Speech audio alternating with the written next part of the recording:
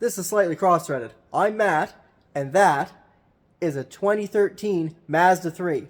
My friend just bought this. We're going to go all over it and show you what's typical of a good, decent used car and some of the stuff to look for, and some of the stuff to check out, and we're going to fix a few things on it before she takes delivery of it.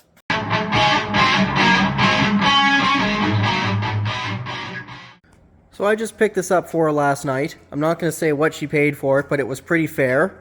This is pretty typical around here of what you're going to get for a decent used car in the 3,000-ish price range that still has a safety.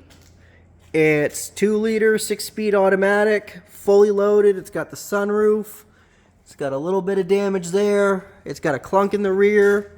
It's got a loud flex pipe and some other stuff. It is absolutely filthy inside.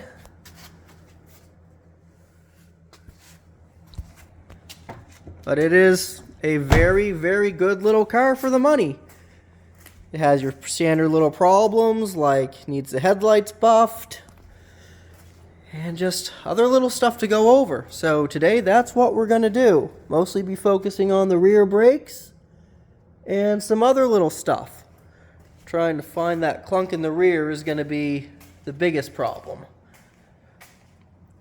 It's got your typical little bit of Mazda corrosion. It's not like the generation before this. Well, that's all stuff I can fix before the safety runs out. It's got the decent alloy wheels. I got winter tires coming for it. And it's going to get a GPS and... what was it? GPS and a rear view camera. That was the other upgrade we were going to do. It's got the Bose sound system, which is very nice. I'm pretty sure that's leather. And overall, it's in great shape for the money and for the year.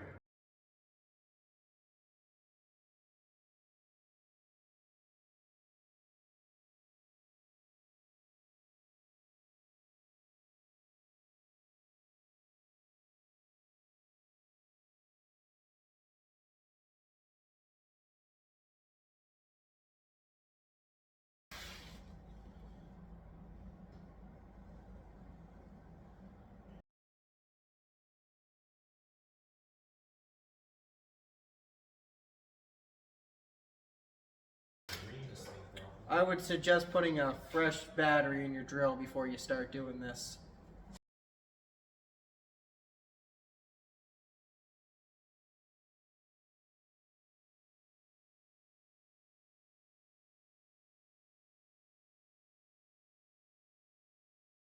It only takes half an hour to wet sand it up properly.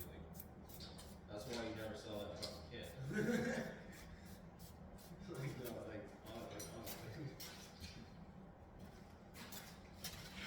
I've tried all the fucking kits, man. None of them.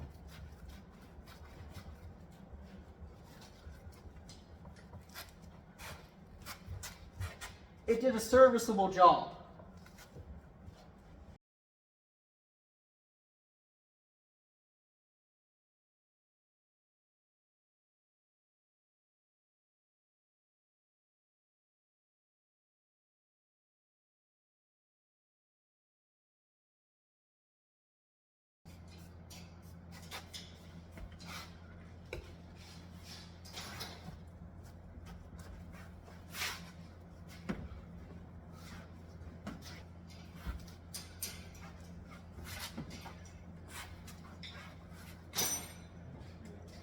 For a quick kit, it's serviceable.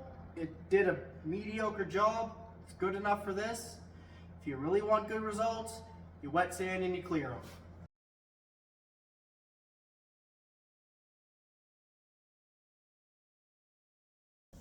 The headlights aren't perfect, but they're way better, which I think is going to be the overall goal for this car right now. Next, we're going to take care of this messed up bumper and grill the best we possibly can.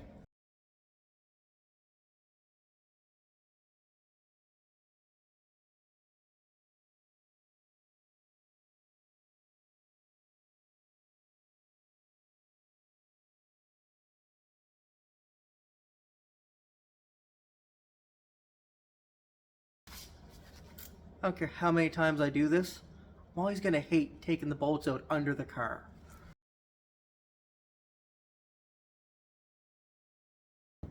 The bumper comes off now. Hopefully. I may have missed some clips.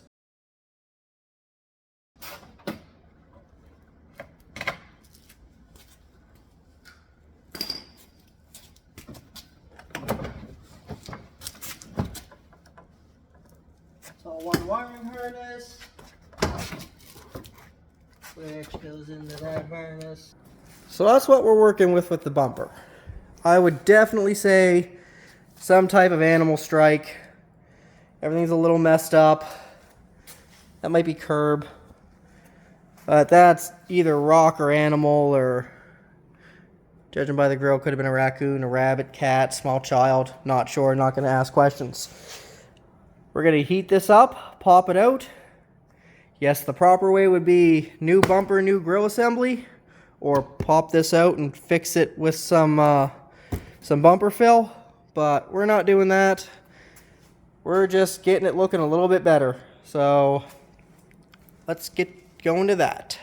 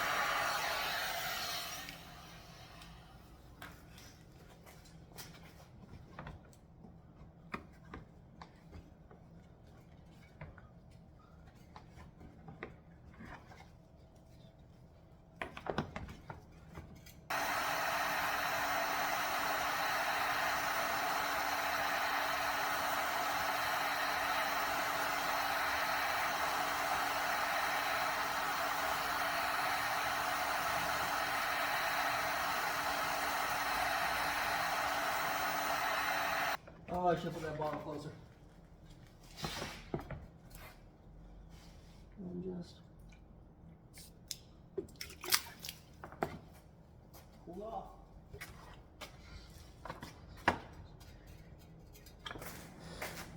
Well, it's not perfect, but it's way better than it was.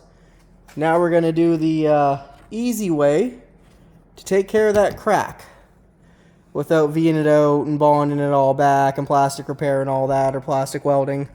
We're going to do it the real quick way. And I'll take care of that dent.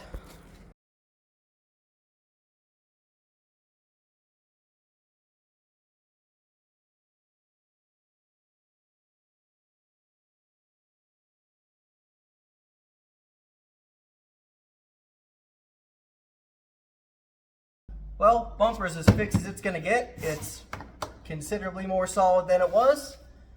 Now we're going to check the front suspension. I can tell that the brakes have been done recently, so that's all good. I'm not going to go through pulling off this wheel, but I am going to check to make sure there's no play, no ball joint play, bearing play, any of that. Just going to give it a little bit of a shake. That side's nice and tight.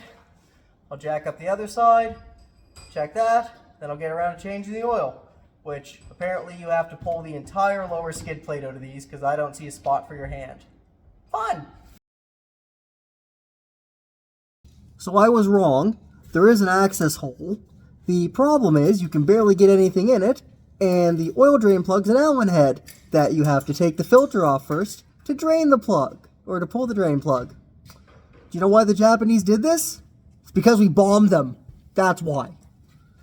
I hate working on American cars. This is not going to be fun. I am. Just because I have a right-hand drive Stagia doesn't make me a JDM guy. Yes, it does. Shut up. You might be right.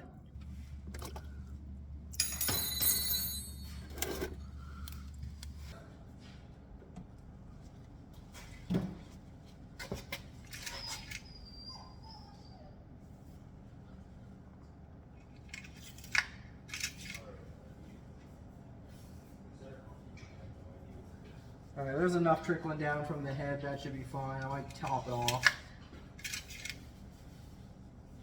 Yep, I'm happy.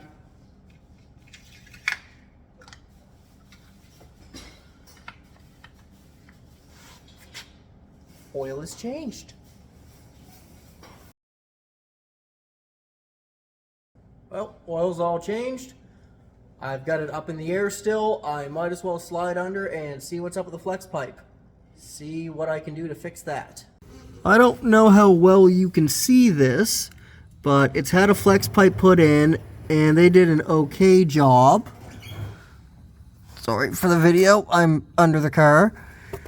So really the best way to fix that is just kind of buy a better flex pipe, one that's going to fit a little bit better, and make better welds. I don't think it's welded all the way around. I can kind of feel it, and it's not great.